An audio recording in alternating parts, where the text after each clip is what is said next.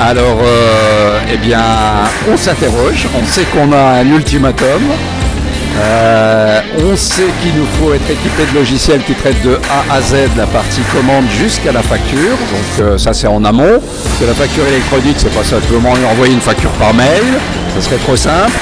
Et donc on est dans les phases d'implantation logicielle sur le sujet avec les programmes de formation qui se déroulent auprès du personnel cette année, des évolutions de logiciels. Notre objectif, on était un peu sur le calendrier qu'il y avait initialement, c'était d'être prêt à la fin de cette année. Donc je pense qu'on ne changera pas notre calendrier, on devrait pouvoir faire de la facturation électronique à partir de décembre de cette année.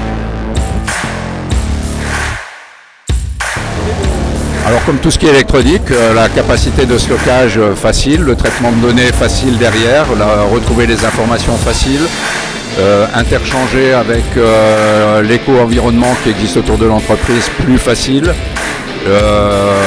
Quand on subit des contrôles, les passer plus facilement. Et le danger pour une entreprise, c'est aussi des informations qui touchent à la trésorerie ou au paiement qui peuvent être fausses. Et ça, c'est une fiabilisation du circuit d'information. Alors bonjour, je m'appelle Belinda Zitouni, la fondatrice de Pulse Pop-up Store.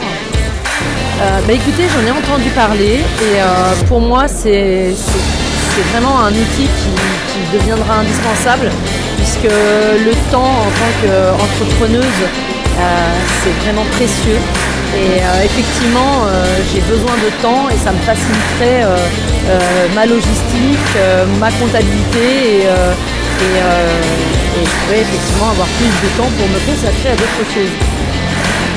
Oui, alors donc je représente la Cemaris, qui est la société gestionnaire du marché international de Rungis. Donc c'est le plus grand marché de gros alimentaire du monde. Après une première phase d'études, on a fait comme beaucoup d'entreprises, on a arrêté puisqu'il y a eu un stop and go sur le sujet. On reprend aujourd'hui activement nos travaux et pour une mise en place en septembre 2026. Et justement, c'est un sujet que nous allons présenter le mois prochain à notre COMEX parce que c'est un sujet éminemment à partager avec toutes les parties prenantes de l'entreprise. De la fluidité, de la simplification, de l'efficacité, bien sûr. Et pour nos fournisseurs, du temps de délai de traitement et de paiement, donc c'est important. De la précision aussi dans nos flux d'informations. Je suis le dirigeant d'une société qui s'appelle Efalia. On est éditeur de logiciels dans le domaine de la digitalisation des documents. Alors nous, en tant qu'éditeur, on est plutôt bien informé du sujet et on est en train de s'équiper d'un nouvel ERP. Donc c'est à l'occasion de ce projet de ERP qu'on va intégrer la facture électronique dans nos processus. Et dans les bénéfices attendus, c'est une simplification des process, bien sûr, et une automatisation de tout ce qui est notamment alimentation du système d'information avec l'ensemble des données qui seront automatiquement mis dans le système comptable.